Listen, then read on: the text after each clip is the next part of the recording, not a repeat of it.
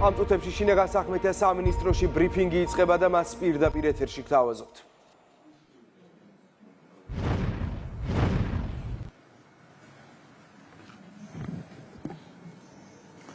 მოგესალმებით.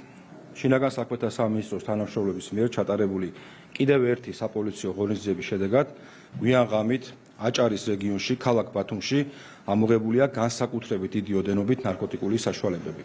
კერძოდ 3 კილოგრამამდე კოკაინი, 13,000-მდე ექსტაზის აბი და განსაკუთრებით დიდი ოდენობით ნარკოტიკული საშუალება ჰეროინი. აღნიშნული ნარკოტიკული საშუალებების რეალიზაცია სავარაუდოდ ბათუმში არსებულ სხვადასხვა ღამის კლუბებში იგეგმებოდა, რაც გამოუსწორებელ ზიანს მოუტანდა ადამიანების და განსაკუთრებით კი ახალგაზრდების ჯანმრთელობას და სიცოცხლეს. აჭარის პოლიციის დეპარტამენტის ბათუმის საქალაქო სამმართველოს თანამშრომლებმა ოპერატიული ღონისძიებებისა და საგამოძიებო მოქმედებების შედეგად განსაკუთრებით დიდი ოდენობით ნარკოტიკული საშუალებების უკანონო შეძენა შენახვისა და ნარკოდანაშაულში დახმარების ფაქტებზე ბელარუსის 2 მოქალაქე 2000 წელს დაბადებული რს და 2004 წელს დაბადებული მვ დააკავეს. სამართალდამცველებმა ნარკოტიკული საშუალებები ბათუმში ერთ-ერთ ბრალდებულის მიერ დაქირავებული საცხოვრებელი ბინის ჩხრეკის შედეგად ამოიღეს. გარდა ამისა, პირადი ჩხრეკის შედეგად ასევე ამოღებულია შვიდსალ ბურთულაში მოთავსებული კოკაინი, ექსტაზი და ნარკოტიკული საშუალებების დაფასვებისათვის საჭირო სხვა ნივთები. ამასთან ერთ-ერთი ბრალდებულის მობილურ ტელეფონში აღმოჩენილია ნარკოტიკული საშუალებების რეალიზაციისთვის შერჩეული კონკრეტული ლოკაციების ფოტოსურათებიც. დანაშაული 20 წლამდე ან უადო თავისუფლების აღკვეთას ითვალისწინებს.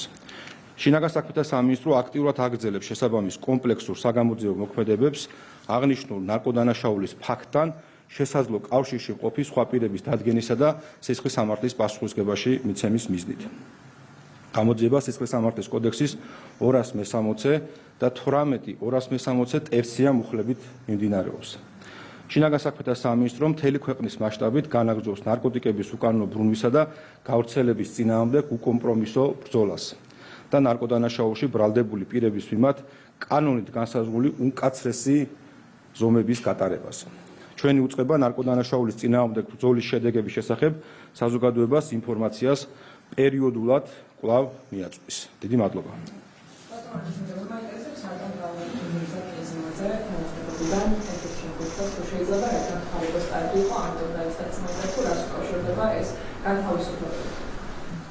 ბატონი მირზა კერძევაძე არავის არ გაუშვია სამსახურიდან, მან საკუთარი სურვილით მიმართა მინისტრს და ის წავიდა სამსახურიდან, აქ არანაირ გაშვებას ადგილი არ ქონია, მას საკუთარი სურვილით დატოვა შინაგან საქმეთა სამინისტროს რიგები. იგივე მანაც საკუთარი სურვილით დატოვა შინაგან საქმეთა სამინისტროს რიგები. საკუთარი სურვილით დატოვეს სამსახურიდან.